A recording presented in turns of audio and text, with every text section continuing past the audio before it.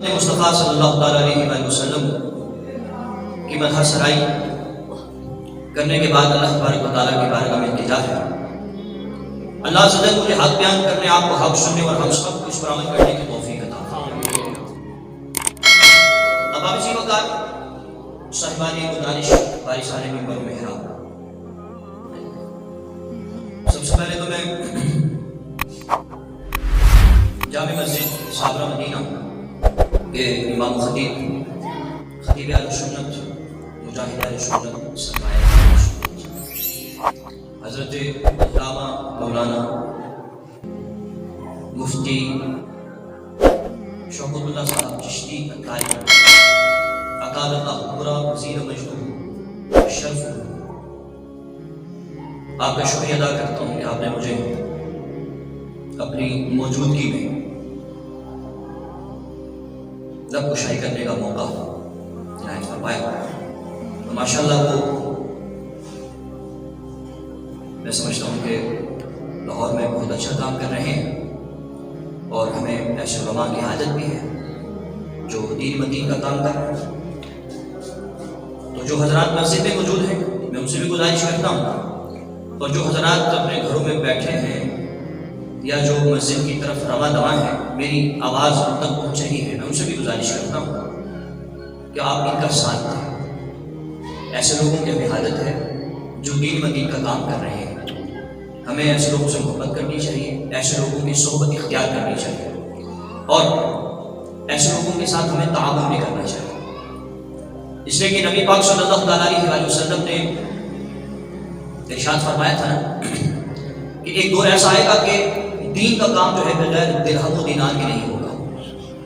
تو میرے بھائیوں، یہ وہی وقت ہے، یہ وہی دور ہے جس دور سے ہم گزر رہے ہیں، یہ وہی دور ہے کہ اگر آپ نے کوئی دین کا کام کرنا ہے تو ظاہر سی بات ہے آپ کو پیسوں کی حاجت ہوگی۔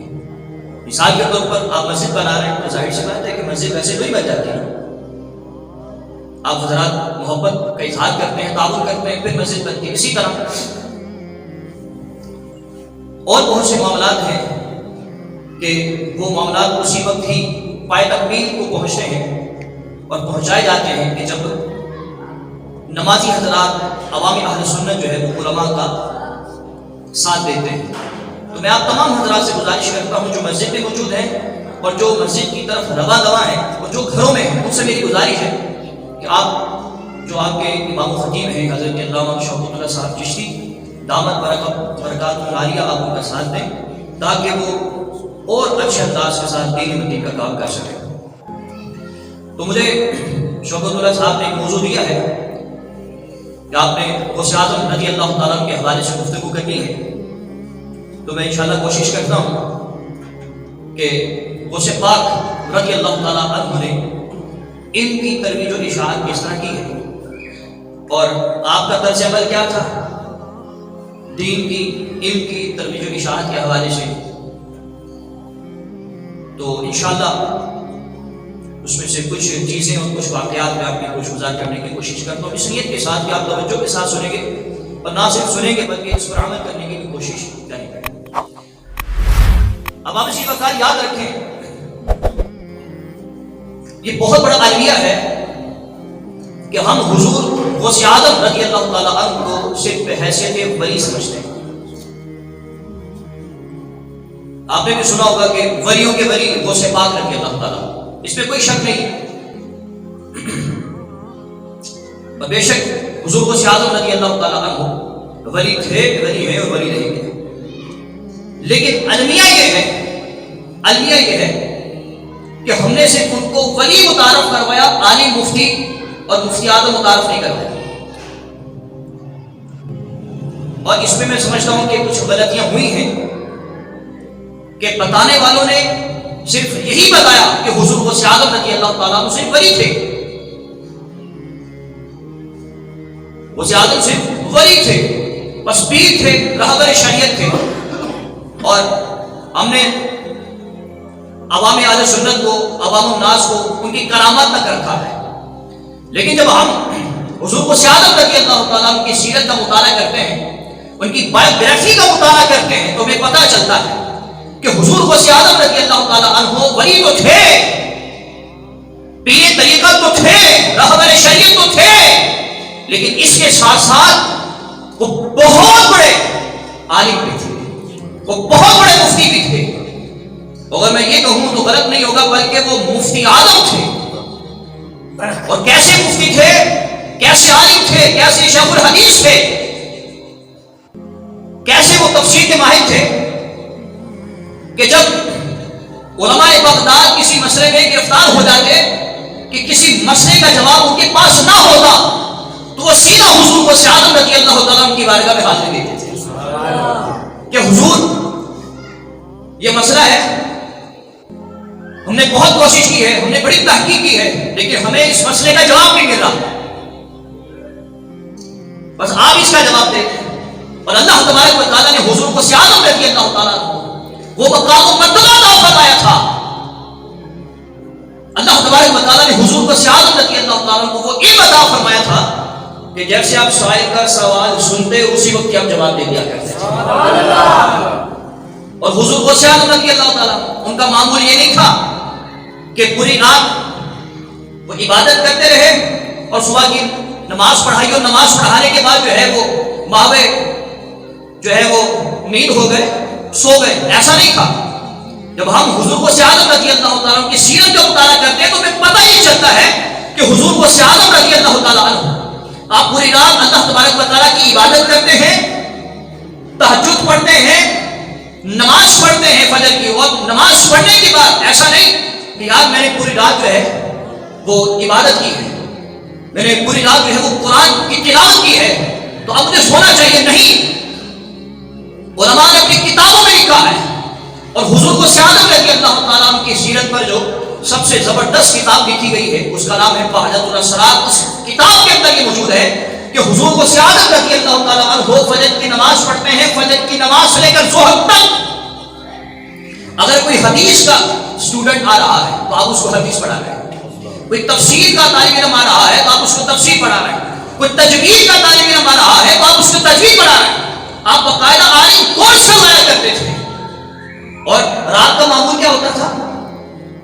رات کا معمول کیا ہوتا تھا میں آپ کو بتانا چاہتا ہوں کہ حضور غوث اعظم رضی اللہ تعالیٰ عنہ کہ آج ہم کسی بھی محفل میں چلے جائیں تو حضور غوث اعظم رضی اللہ تعالیٰ عنہ کے نعرے لگتے ہیں، ان کا ذکر ہوتا ہے. اور آج ہم ممبر رسول پر بیٹھ کر ان کا ذکر کر رہے ہیں تو ویسے ذکر نہیں کر رہے. انہوں نے کام کیا ہے اور کیسا انہوں نے کام کیا ہے کہ حضور غوث اعظم رضی اللہ تعالیٰ فرماتے ہیں، بلکہ آپ کے حوالے سے آتا ہے کہ 15 سال آپ اس وقت تک رات کو سوئے نہیں ہیں جب تک آپ نے ایک قرآن ختم نہیں کر دیا. سبحان اللہ. دیکھیں میرا گفتگو کرنا بہت آسان ہے اور آپ نے سبحان اللہ کہا. سبحان اللہ کہنا بڑا آسان ہے، لیکن آپ ذرا تصور بھی کیجیے، ہم سے ایک سوالہ نہیں پڑھا جاتا اور ایک تعداد تو ایسی ہے جن کو صحیح طرح سے قرآن پڑھنا نہیں آتا، لیکن ہے غوث اعظم رضی اللہ تعالیٰ کے ماننے والوں، 11ویں کا اہتمام کرنے والوں، 11ویں کا اہتمام بھی کریں، 11ویں کا اہتمام بھی کریں. ان کا عرس بھی منائیں لیکن ساتھ ساتھ ان کی سیرت پر بھی عمل کریں کہ حضور غوث اعظم رضی اللہ تعالیٰ نے 15 سال، یہ 15-20 کی بات نہیں کر رہا، 15 سال، اللہ اکبر کی 15 سال آپ نے راتیں ایسی گزاری ہیں کہ جب تک آپ ایک قرآن ختم نہیں کر لیتے تھے آپ اپنے بسترے کی طرف نہیں جاتے تھے. یہ حضور غوث اعظم رضی اللہ تعالیٰ کی سیرت ہے اور یہ سچی سیرت ہے جو میں آپ کی گوش گزار کر رہا ہوں. اور پھر حضور غوث اعظم رضی اللہ تعالیٰ فرماتے ہیں، آپ فرماتے ہیں کہ ایک رات میں ایک سیڑھی سے گزر رہا تھا تو مجھے خیال آیا کہ عبد القادر جیلانی، تم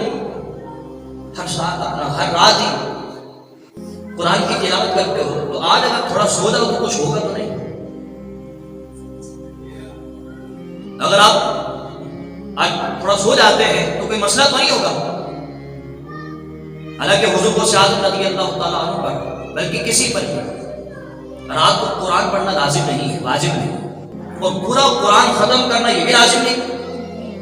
اس کے باوجود حضور غوث اعظم رضی اللہ تعالیٰ عنہ جب آپ نے یہ دیکھا کہ مجھے خیال آیا ہے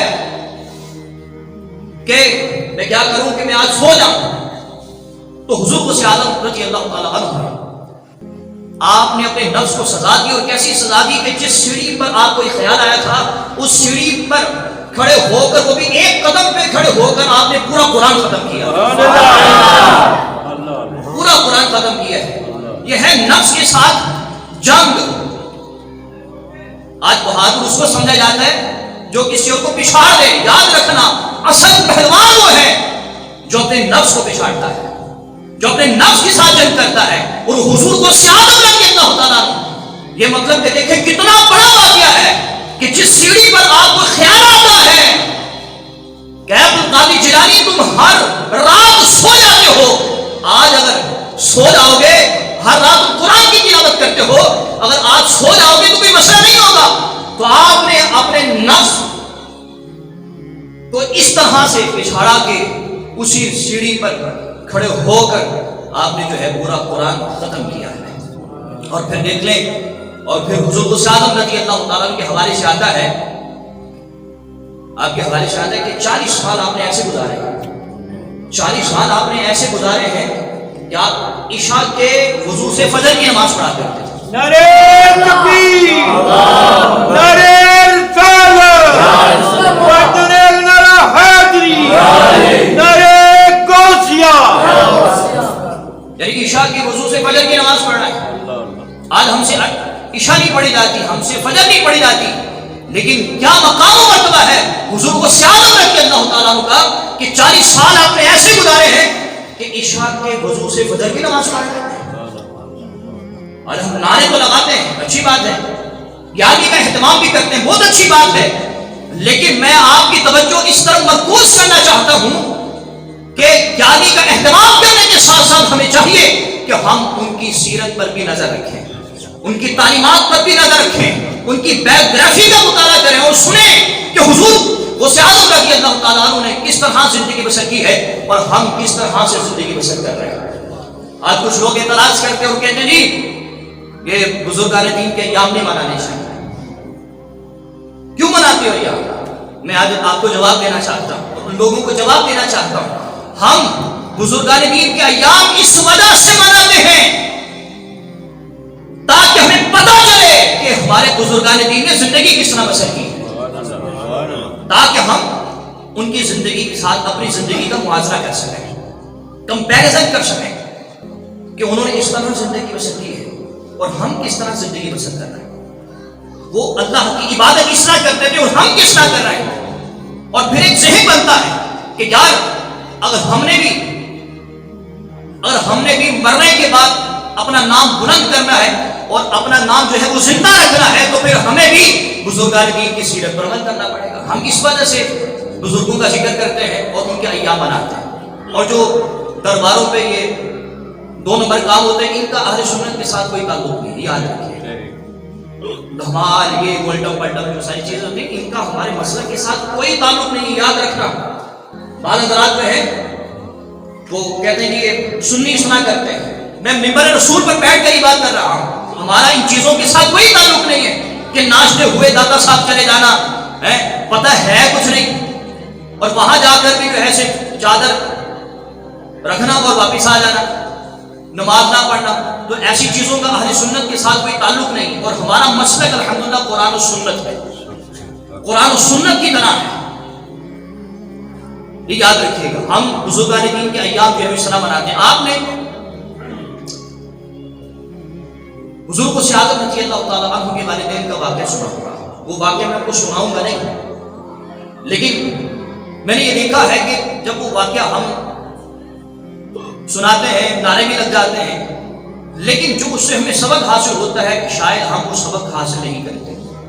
بس وہ گفتگو میری کرنی ہے کہ وہ حضور غوث اعظم رضی اللہ تعالیٰ کے والدین کے حوالے سے مشہور ہے نا کہ آپ کے والد محترم کو بھوک لگی اور جو ہے وہ سیب کھا لیا، اور جب سیب کھایا تو آپ نے سوچا کہ میں نے سیب کھا لیا ہے، اور جو سیب کا مالک تھا اسی کو اجازت لی نہیں میں نے۔ اب بعض علماء جو ہے کہتے ہیں یہ واقعہ کسی مستند کتاب میں نہیں ہے، اور بعض علماء جو ہے کہتے ہیں کہ اگرچہ یہ مستند کتاب میں نہیں ہے لیکن ہمارے اجلا اکابرین نے اس واقعے کو ذکر کیا ہے تو وہ کہتے ہیں کہ ہمارے لیے تو دلیل ہے. تو وہ علماء جو اس واقعے کو ذکر کرتے ہیں، ٹھیک ہے نا، میں ان کے موقع پر عمل کرتے ہوئے یہ واقعہ آپ کو سنانا چاہتا ہوں، اور جو اس سے میں سبق حاصل ہوتا ہے وہ بڑا زبردست ہے کہ حضور غوث اعظم رضی اللہ تعالیٰ عنہ کے والد محترم جو ہے، جا رہے بھوک لگی، سیب کھا لیا، ٹھیک ہے نا، اور پھر بعد میں سوچا کہ جو اس کا مالک ہے اسے تو میری اجازت نہیں ہے، اسے تو میری اجازت نہیں ہے. اب مجھے بتائیے سیب کی قیمت کیا ہوتی ہے؟ ایک سیب کی قیمت یا 15 روپے کا ہوگا یا 20 روپے کا ہوگا. لیکن دیکھیں کہ آپ نے سوچا کہ میرے تو مالک سے اجازت نہیں اور بغیر اجازت کے میں نے سیب کھا لیا ہے. اس کے بعد کیا ہوا؟ آپ چلے گئے اور آپ ڈھونڈتے رہے، پتہ چلا کہ فلاں باغ کا فلاں درخت تھا، ٹھیک ہے، وہاں سے سیب جو ہے وہ اترا تھا. تو اب مالک تک پہنچ گئے. مالک کون تھے؟ حضرت عبداللہ صومعی رحمۃ اللہ تعالیٰ علیہ. یہ کون ہے؟ یہ حضور غوث اعظم رضی اللہ تعالیٰ کے نانا جان ہیں اور خود بھی اللہ کے ولی ہیں، بہت بڑے عالم تھے، پاک کرامت اللہ کے ولی ہیں. میں مختصر کر رہا ہوں، ٹھیک ہے. جب انہوں نے دیکھا کہ اس نے ایک سیب کھا لیا تھا اور بغیر اجازت کے اس نے کھا لیا تھا اور اب اسے معافی طلب کرنے کے لیے آئے، تو وہ سمجھ گئے کہ میں نے تو اس کو نہیں دیکھا نا، تو کون سی چیز اس کو میرے پاس لے کر آئی؟ کون سی چیز اس کو میرے پاس لے کر آئی؟ وہ خوف خدا تھا. وہ کیا تھا؟ وہ خوف خدا تھا. ہم پڑھا کرتے تھے تو ہمارے استاد ہمیں کہا کرتے تھے کہ بھائی اب تمام چیزوں کو چھوڑ دو، بس اپنے دل میں ایک چیز کو راسخ کر دو، وہ ہے خوف خدا. جب انسان کے دل میں خوف خدا آ جاتا ہے نا، پھر وہ انسان کا بچہ بن جاتا ہے. اس کو پتا ہوتا ہے کہ میں نے کیا کرنا ہے کیا نہیں کرنا. پھر وہ رشوت اور سود سے نفرت کرتا ہے، اس کے حلال کی طرف جاتا ہے. اس کو پتا ہے کہ اگر میں رشوت اور سود کی طرف جاؤں گا نا تو کوئی دیکھے نہ دیکھے، اللہ تو دیکھ رہا ہے اور اللہ تبارک و تعالیٰ کی بارگاہ میں میں نے جواب دے ہونا ہے. اور دیکھ لیں، یہی خوف خدا تھا حضور غوث اعظم رضی اللہ تعالیٰ کے والد محترم کے دل میں، کہ آپ کو دیکھا کسی نے نہیں ہے، لیکن ان کو پتا ہے کہ اگرچہ باغ کے مالک نے نہیں دیکھا لیکن جس نے پیدا کیا ہے وہ تو دیکھ رہا ہے. باغ کا مالک تو نہیں پوچھے گا لیکن جس نے پیدا کیا ہے اس کی بارگاہ میں جواب دے میں. تو یہی خوف خدا آپ کو کھینچ کر حضرت عبداللہ صومعی رحمۃ اللہ تعالیٰ علیہ کے پاس لے کے جاتا ہے. اور پھر جو ہے وہ علماء فرماتے ہیں پتہ نہیں کتنے سال تک جو ہے وہ اپنے باغ کی رکھوالی کی. پھر کہا کہ میری بیٹی ہے، اور بیٹی بھی کیسے سبحان اللہ کہ اس نے کبھی جو ہے وہ دیکھ نہیں سکتی اس طرح کی باتیں. تو اب آپ اسی وقار ہم یہ کہتے ہیں کہ ہمارے بچے جو ہیں وہ ولی کیوں نہیں پیدا ہوتے؟ ولی کیوں نہیں پیدا ہوتے؟ آج میں اس سوال کا آپ کو جواب دینا چاہتا ہوں. ولی کیسے پیدا ہوتا؟ ولی جو ہے وہ کیسے پیدا ہوتا؟ ہم یہ سوچتے ہیں کہ بچوں کی جو سیرت ہے نا، بچوں کی سیرت وہ اس کا آغاز ہوتا ہے جب بچے پیدا ہو جاتے ہیں، اور میں اس کو نہیں مانتا. یاد رکھیے گا، اگر آپ نے اپنے بچے کا کردار اچھا کرنا ہے، ستھرا کرنا ہے، پاکیزہ کرنا ہے، آپ یہ سمجھتے ہیں کہ میرا بچہ جو ہے یہ میرا خدمت گزار ہو، قرآن و سنت پر عمل کرنے والا ہو، تو یاد رکھنا جو کمارے ہیں میں ان سے بات کر رہا ہوں. اگر آپ یہ چاہتے ہیں کہ اللہ تبارک و تعالیٰ مجھے ایسا بچہ عطا فرمائے، میرے گھر میں ایسی اولاد ہو جو قرآن و سنت پر عمل کرنے والی ہو، تو یاد رکھنا جب تم عورت کا انتخاب کرتے ہو نا تو نبی پاک صلی اللہ تعالیٰ علیہ وسلم کی حدیث کو یاد رکھیے. بچے کی سیرت کا آغاز حضرت صاحب اس کی پیدائش کے بعد نہیں ہوتا، پہلے ہوتا ہے. کب؟ جب آپ کسی عورت کا انتخاب کرتے ہیں، جب آپ کسی لڑکی کا انتخاب کرتے ہیں. آج ہمارے ہاں کیا دیکھا جاتا ہے؟ ہمارا یہ دیکھا جاتا ہے کہ لڑکی خوبصورت ہونی چاہیے، اس کا کردار جیسا مرضی ہو، ہمیں نمازی نہیں چاہیے، ہمیں کیسی چاہیے، ہمیں تو خوبصورتی چاہیے. اور آج کل یہ فیکٹ ہے، یہ حقیقت ہے جو میں آپ کے سامنے بیان کر رہا ہوں. کوئی اعتراض نہیں کر سکتا، مجھے معلوم ہے میں اسی معاشرے میں رہتا ہوں. یا پھر کیا دیکھ لیں گے؟ یا دولت دیکھی جاتی ہے. بہت کم افراد ہیں جو خاندان دیکھتے ہیں، بہت کم افراد ہیں، اور بہت ہی کم لوگ ہیں جو یہ دیکھتے ہیں کہ یار یہ قرآن و سنت پر عمل کرنے والی ہے کہ نہیں، یہ شریعت مطہرہ پر عمل کرنے والی ہے کہ نہیں. تو بھائی جان، جب آپ نے ایسی عورت کا انتخاب کرنا ہے تو پھر آپ یہ امید نہ رکھیں کہ میرے بچے جو ہے وہ قرآن و سنت پر عمل کرنے والے ہوں. اب ذرا دیکھیں نا حضور غوث اعظم رضی اللہ تعالیٰ، باپ ایسا کہ ایک سیب کھایا اس نے اور کئی سال تک پاک کی رکھوالی کرتا رہا ہے، اور ماں ایسی ہے ماں ایسی ہے کہ کبھی اس نے بغیر ضرورت شرعی اپنا قدم گھر کی دہلیز سے باہر نہیں نکالا. اب آپ اسی وقت جب ایسا باپ ہو اور ایسی ماں ہو تو پھر بچے بھی عبد القادر جیلانی جیسے ہی پیدا ہوا کرتے ہیں. پھر بچے بھی عبد القادر جیلانی جیسے ہی بچے پیدا ہوتے ہیں. تو اس چیز کو بھی دیکھنا ہے. تھوڑا سا آگے چلتے ہیں. اب حضور کو سیادت رضی اللہ تعالیٰ آپ کو پتہ کون تھے؟ آپ بہت بڑے سجادہ نشین تھے. بہت بڑے سجادہ نشین تھے. کیوں؟ آپ کے والد محترم پیر اللہ کے ولی، آپ کی والدہ محترمہ اللہ کی ولی، آپ کے نانا جان حضرت عبداللہ سومی رحمۃ اللہ تعالی علیہ با کرامت اللہ کے ولی، آپ کی پھوپھی جان اللہ کے ولی. مطلب کہ پورا خاندان ہی اور یہ کرام کا ہے. آج کسی کو پتا چل جائے نا کہ میرا باپ پیر ہے، کہتا مجھے پڑھنے کی عادت نہیں ہے، کیونکہ جیسے اس کی آنکھیں بند ہوں گی میں نے اس کی مسجد پہ بیٹھ جانا ہے اور لوگوں کو گمراہ کرنا ہے. آج کل ایسا ہی ہو رہا ہے. یہ ہندوستان پاکستان میں یہی جو ہے وہ سلسلہ چل رہا ہے کہ پتہ چل جائے کہ میرا باپ پیر ہے تو بس پھر وہ کہتا ہے میرا تعلق علم سے نہیں ہے، کیونکہ جیسے اس نے مرنا میں نے پیر بننا، پیر کس نے بننا ہے. لیکن حضور کو سیادت رضی اللہ تعالیٰ ہمیں کچھ اور بتایا ہے. حضور کو سیادت فرماتے ہیں کہ دیکھو میرا باپ کتنا بڑا اللہ کا ولی ہے، میری ماں کو دیکھو، میری پھوپھی کو دیکھو، میرے نانا کو دیکھو. اس کے باوجود حضور کو سیادت اپنی والدہ محترمہ کے پاس آتے ہیں اور عرض کرتے ہیں امی جان میں بغداد جانا چاہتا ہوں. کیوں جانا چاہتے ہو؟ تاکہ میں علم حاصل کروں.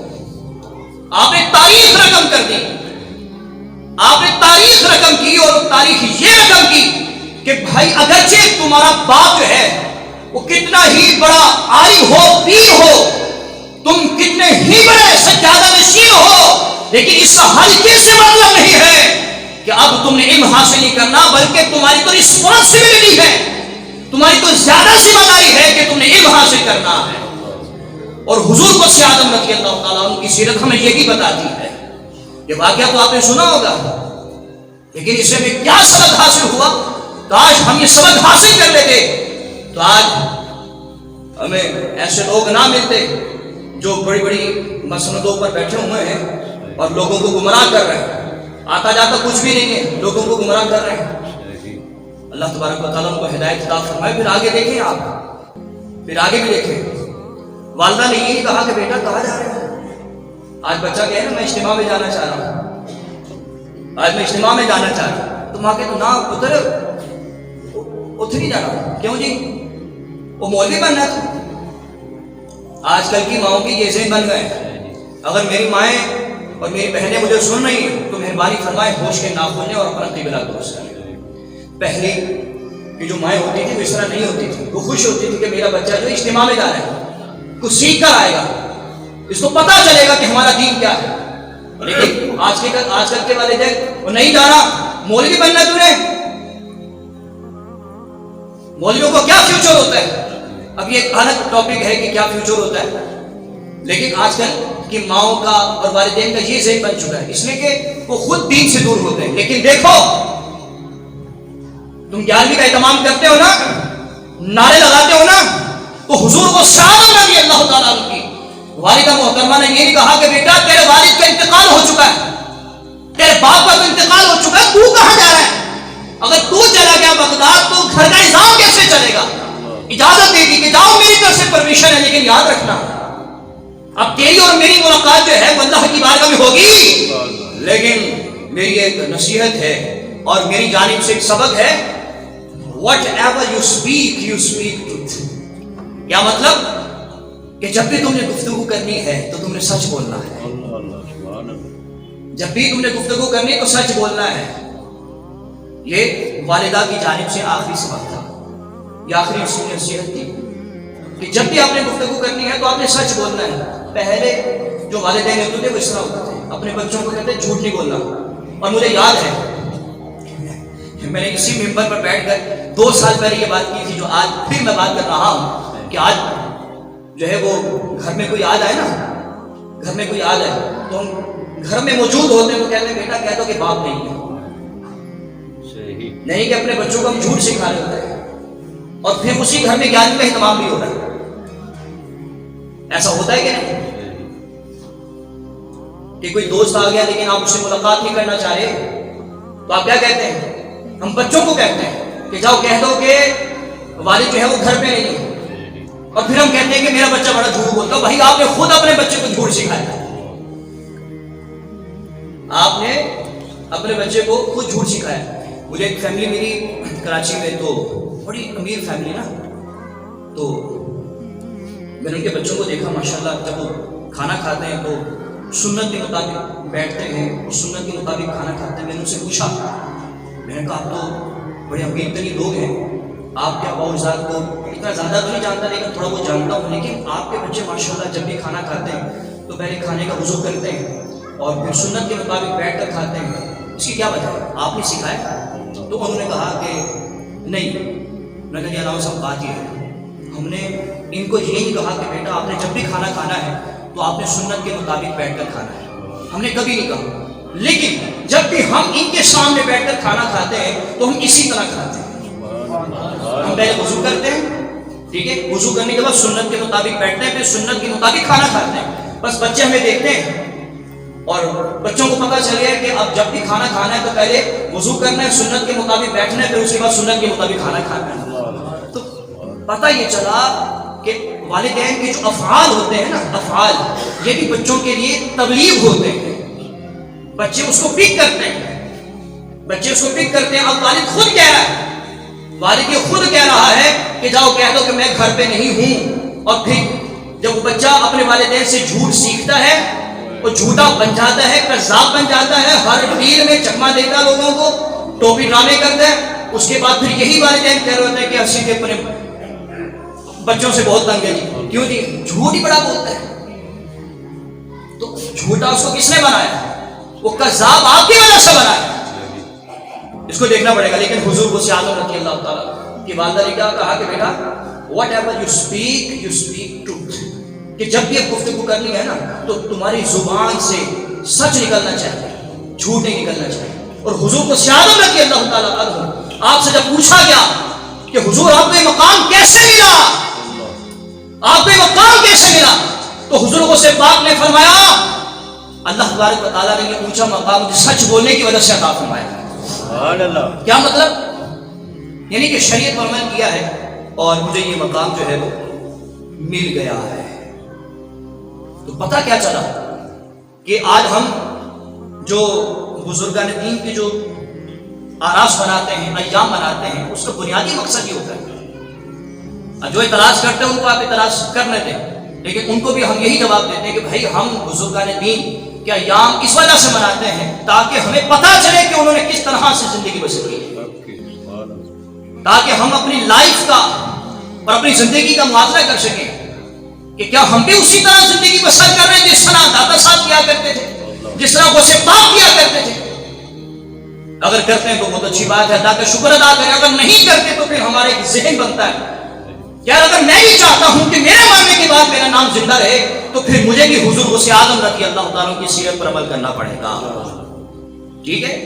تو اسی وجہ سے ہمیں بزرگان دین کی سیرت پر جو ہے وہ عمل کرنا ہے اور قرآن و سنت پر عمل کرنا ہے۔ اور میں آخر میں حضرت علامہ شوکت اللہ صاحب کا شکریہ ادا کرتا ہوں کہ آپ نے مجھے لقب و شاہی کا موقع عنایت فرمایا۔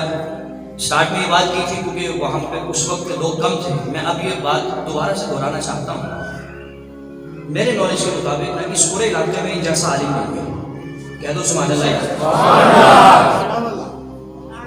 میرے علم کے مطابق ان جیسے عالم نہیں ہے، مطلب کہ ان کے سامنے میں ان کی تعریف کر رہا ہوں اس لیے کہ وہ تعریف کے مستحق ہیں، اس لیے کہ یہ اہل سنت کا درد رکھتے ہیں۔ ہمارے ہاں علماء بڑے ہیں اور علماء ہمارے سروں کے تاج ہیں، ٹھیک ہے نا، لیکن نظریاتی علماء بہت کم ہیں۔ یہ آپ کو میں نے اندر کی بات بتائی ہے، ٹھیک ہے نا، مزید میں نہیں بتاؤں گا کیونکہ وہ ہماری بات ہے۔